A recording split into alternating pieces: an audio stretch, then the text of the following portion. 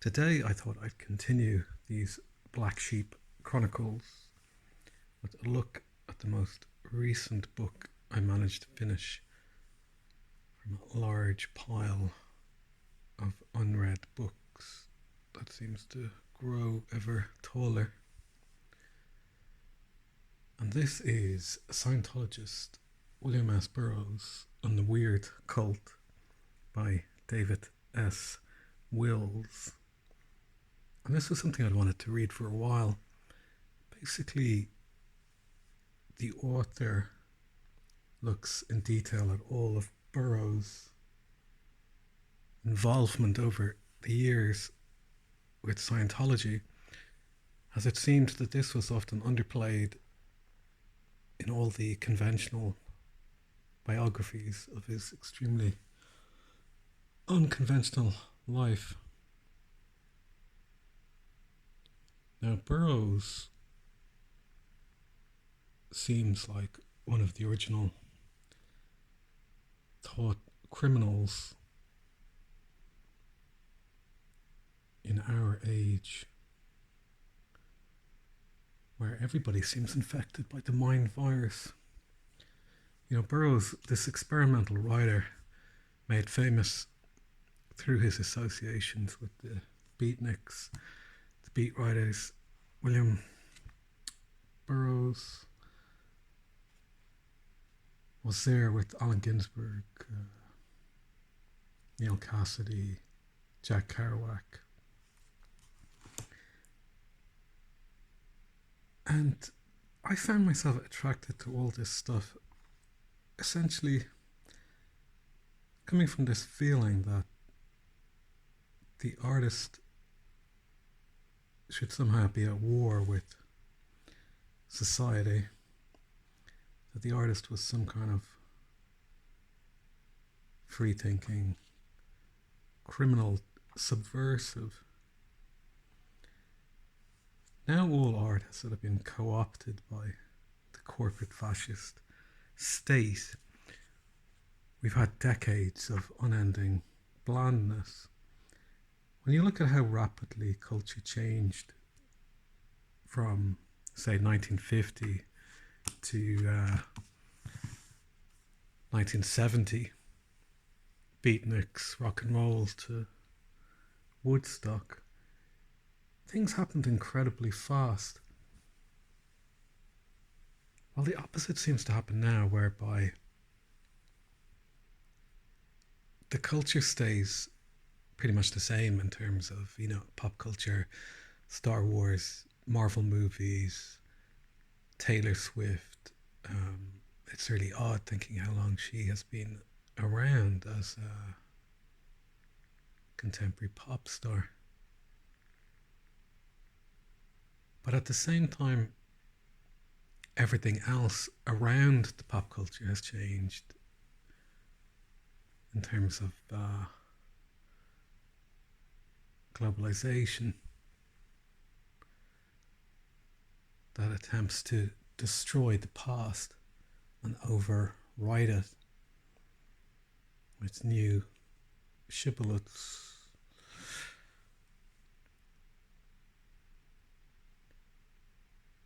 And I've gone through these stages of being fascinated by these outsider figures, and then thinking years later, maybe they were all also employed in this cultural social engineering in attempting to break traditional Western society and its links to its own indigenous past, its religious beliefs, cultural mores, its ethics and ethnicities. And I have books there I have like they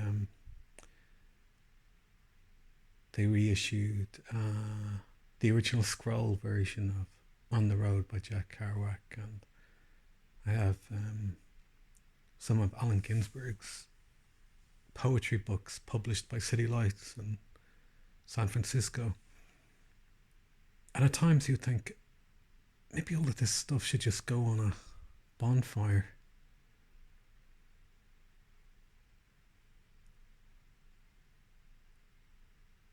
As the place we've ended up from their initial subversion seems to have placed us in this disassociated, incoherent state where the individual can only find the coherence of their consciousness by tuning into their master's voice through all the technology. And he wondered, is that the place they wanted us to reach? Certainly in retrospect, as I was saying in that John and Yoko video, Allen Ginsberg seems a very creepy figure now in really understanding who he was and how he would have been someone waving a rainbow flag. And I've often thought before, when you look at pride events around the Western world, it's so absurd. It makes you think it's something out of like a William Burroughs short story of people being punished and locked up for not joining in the Globo Homo cult. We've ended up in this place of extreme novelty. But all those sort of pioneering figures all died at the end of the 90s. William Burroughs, Allen Ginsberg, and I think Timothy Leary all died in 1997. And I think Terence McKenna died soon after that. It was at the early 2000s. So we're always left to wonder, where they actually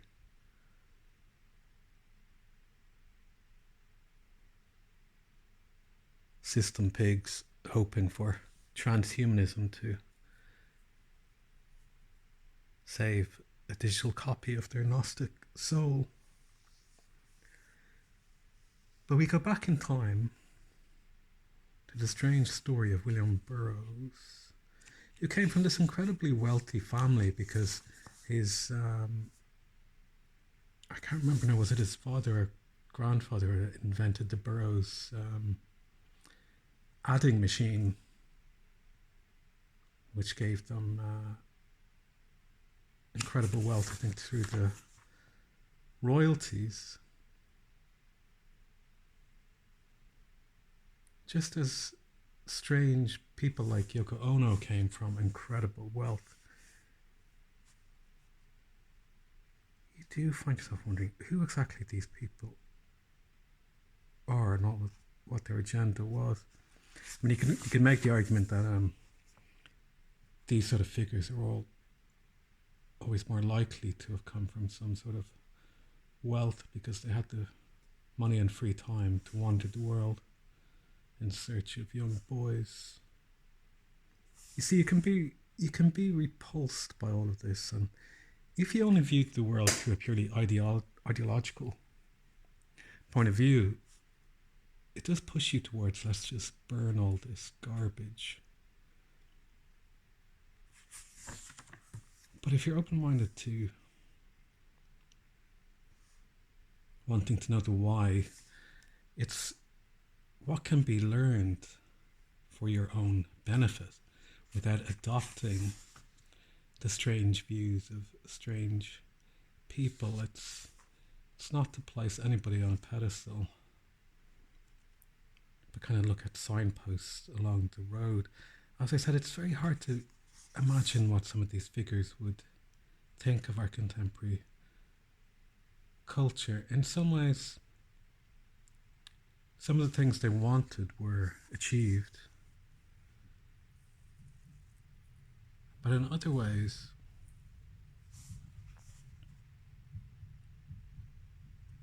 it is a total dystopia.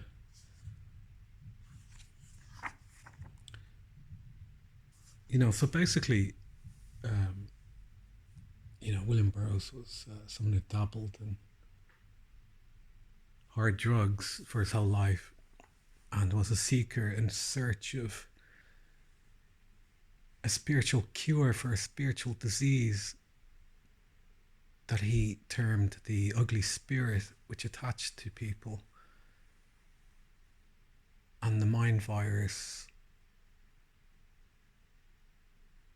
which you could say occupied the minds of the empty-headed NPCs.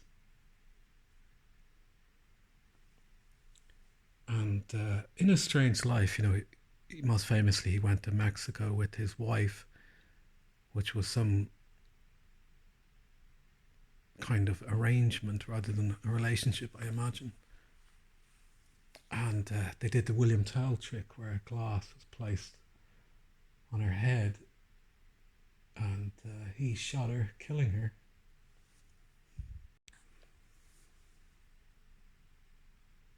I suppose he wondered for the rest of his life if he had been possessed by this ugly spirit which seemed to interact with humanity. And it's interesting if you could consider that as something similar to Watiko, and if the idea of possession is given a greater reality in the work of someone like Jerry Marzinski, who worked for years in psychiatry and caring for people who are schizophrenic, and coming to the conclusion that there was some external, non-local, demonic force which was speaking to people. All things, I suppose, still far outside the scope of normal society, desiring to drug you into catatonia. So from that point, after his wife's death, he went on this quest, embracing the most weird things that came his way, while viewing religion, the state, industry as all things making claims on the human soul. And reading this, it does make you think a bit of John Lennon being so traumatized. He continually went from guru to guru, promising him some salvation from his own shadow. So what had been ignored for a long time was how seriously Burroughs took Scientology. It seemed to be something that is normally kind of skipped over or just mentioned in passing. But in reading this, the case is made that he took it very seriously for actually quite a long time, becoming involved with them. He believed that Hubbard had discovered a great secret, or you could say an objective truth about consciousness and the soul, about how it processed trauma. And Burroughs was convinced that the E-meter reading was a profound tool in processing all those suppressed thoughts and feelings out of yourself. And this book includes his sort of pro and anti Scientological views over the years. It's interesting that where he goes to stay in a residential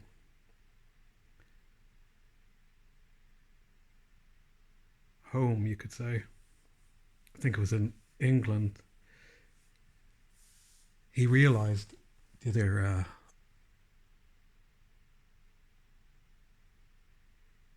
practitioners he was interacting with, like ordinary people who would also go on the same journey, we're all a bit strange and acting in a cult-like manner, who all ratted each other out to see who wasn't ideologically pure. And that always encourages the sort of normie mind, aka the midwit, to totally dismiss the idea of Scientology and cults as just sort of nonsense for weak people. But it doesn't. That view doesn't tell you anything why people get into these organizations. Well, Scientology, Osho, the Maharishi, Mormons, whatever. It always strikes me the first thing you get, and of course Jehovah's Witnesses, the first thing you get in joining a group is an instant community and then a path to a better life. In its most basic terms, I think what happens with cults is they help you process all this trauma and alienation you feel. It's like a defragmentation of the mind's hard drive. And at the moment, it's all clear. You're liberated. You have a new sense of identity, new friends, new community, new meaning, logotherapy. At that moment, a new program is inserted, which is a rigid ideology that seeks to capture that person. And the Scientologists considered Burroughs a squirrel, someone who was exploring all their ideas but not embracing the full download of that computer program into the mind.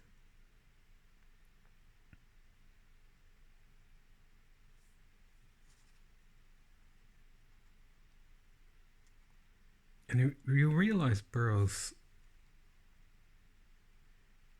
with his supreme intelligence,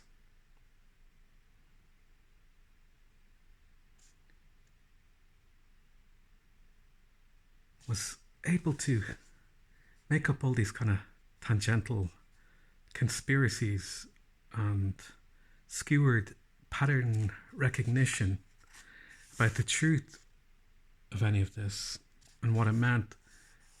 He became convinced, for instance, that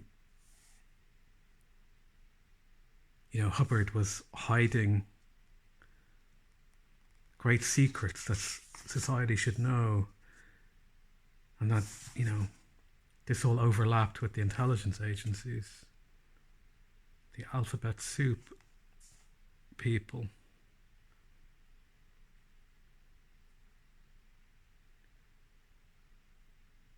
I think one of the things that happens as well with cults is it's just a case of someone being seen. People feel unseen for being who they are. People see them in their role as their role in a family or their role in a job.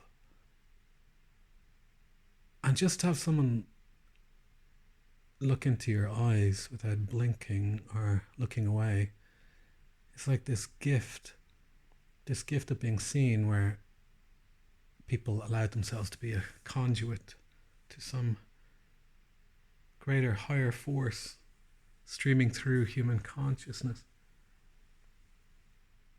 I think that's very much the case with like Osho and the Maharishi.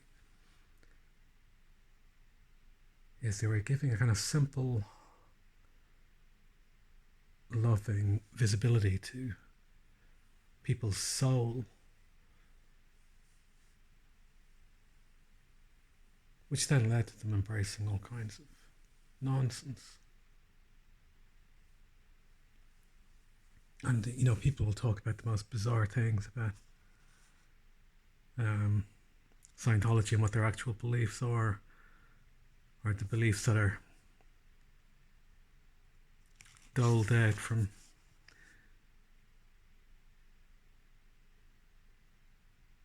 the higher up you advance and the more money you give. By the end, I think, he understood all the flaws and the problems in his fervent embrace of bizarre ideas. But he still saw this great value in the e-meter, believing it was a technology that could make you, go clear, as they say. But towards the end of his life, as he watched all the other characters all slowly kill themselves with drink and drugs,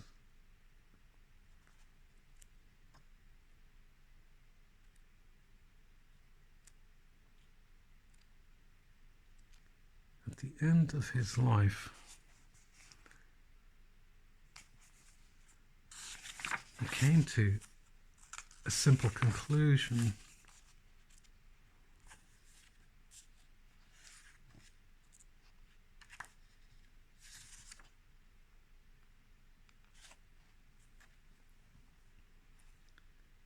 I want to find a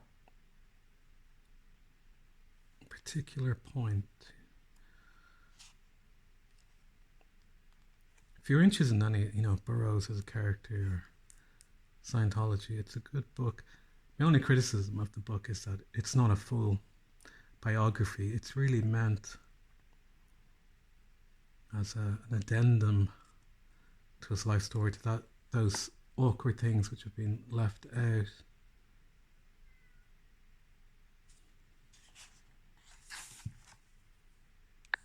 I was just trying to find this bit at the end of the book.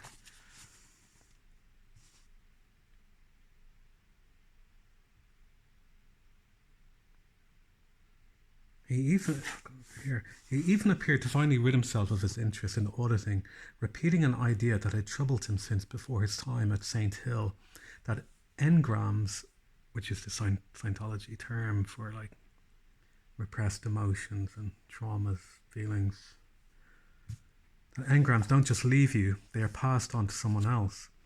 What the hell is auditing? Listening to trauma and passing it on. Here is one revolting process. Look at someone on the street and imagine everything that is wrong with you is wrong with him or her. Unburden that whole load on some passerby, may encounter a tough one, catches on straight away and throws it back with intent and interest. I come to this bit. There is no doubt about it. Scientology is evil and basically ill-intentioned and nasty.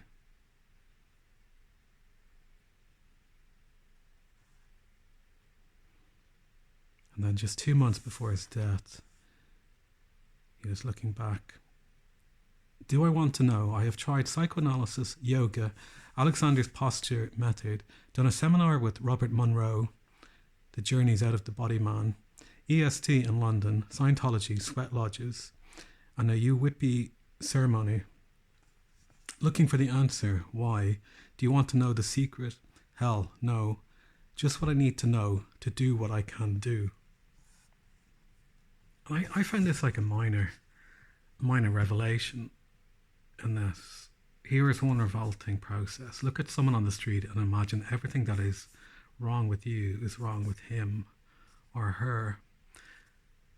I think this happens so much. What is presented to us as talking therapy, psychoanalysis, psychotherapy, is all this spreading of trauma, that talking about trauma just reactivates it. It leaves it unprocessed. It's saying, here's something terrible that's happened to me.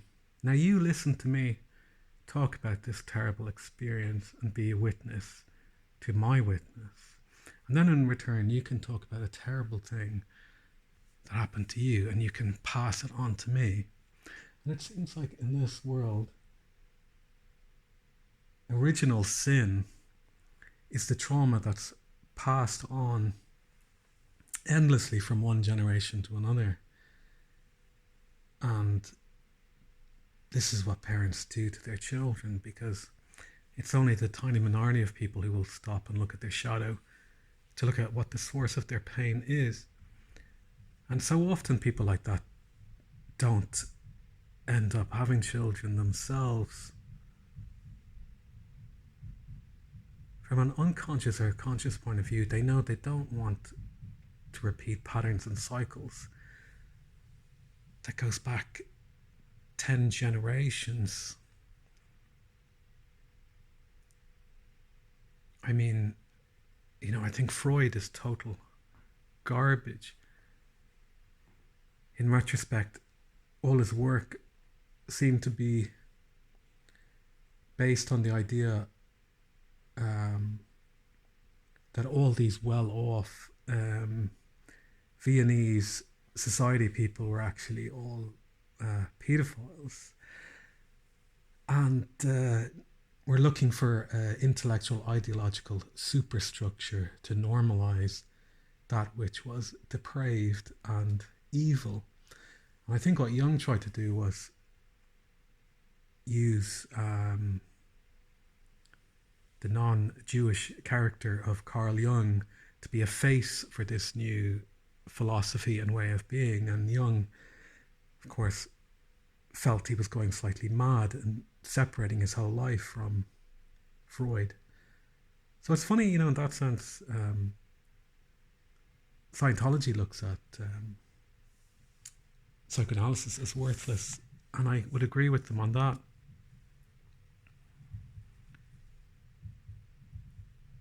But Burroughs seemed to find that the idea of getting rid of these engrams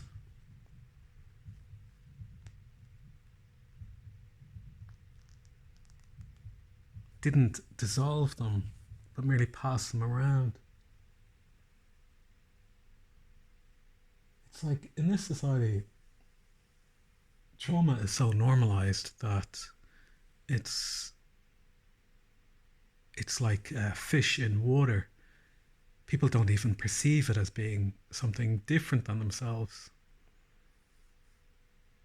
And that seems to correspond to those ideas of Wetiko, of free-floating, non-local entities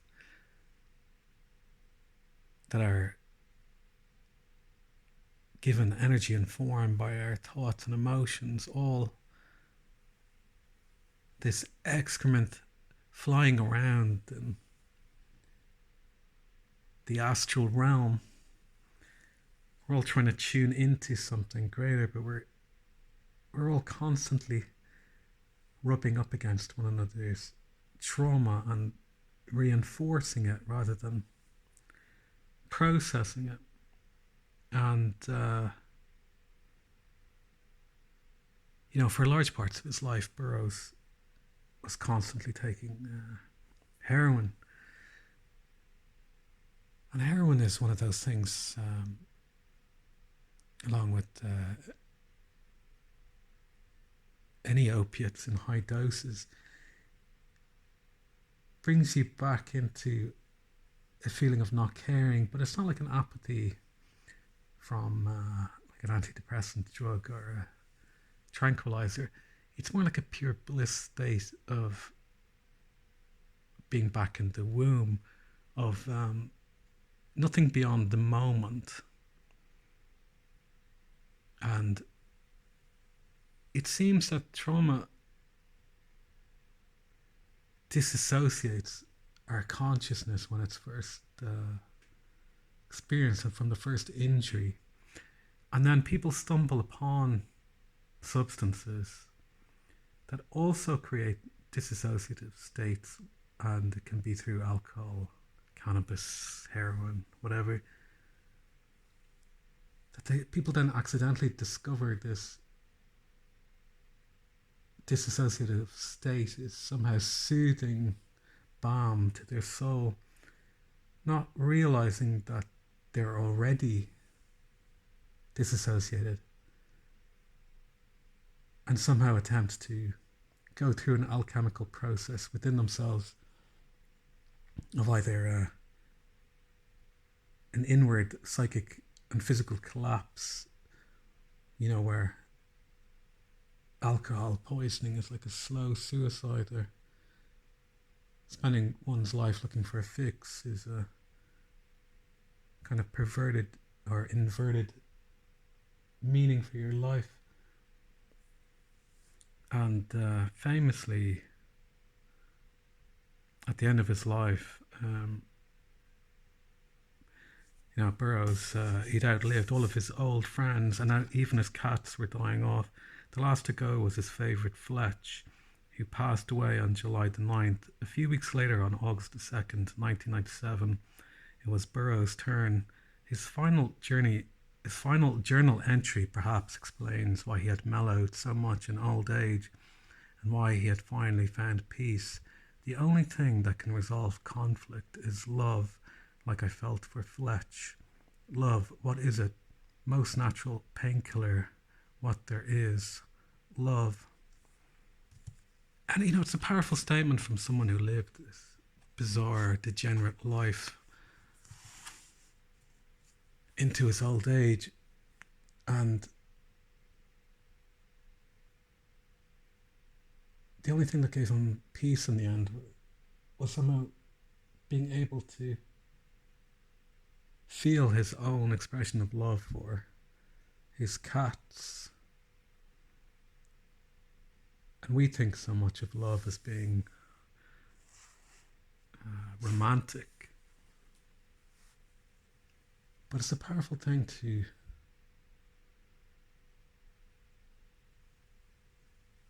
realize that it can just be the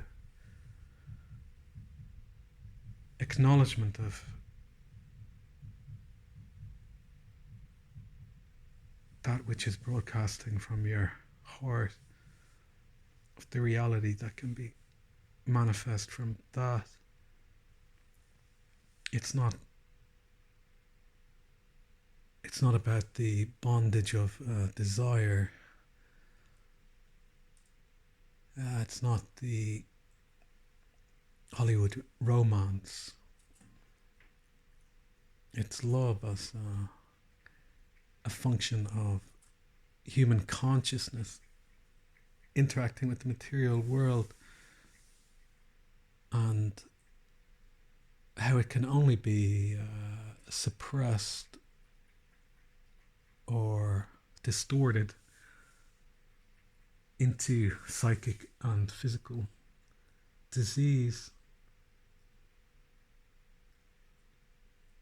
So you take what you can from such strange characters as Burroughs. In so many ways you can be appalled by them. You can look at them as forerunners of our societal destruction as we pass from one age into another. But still, as we remain human outside the hive mind, we are an organic mystery unto ourselves.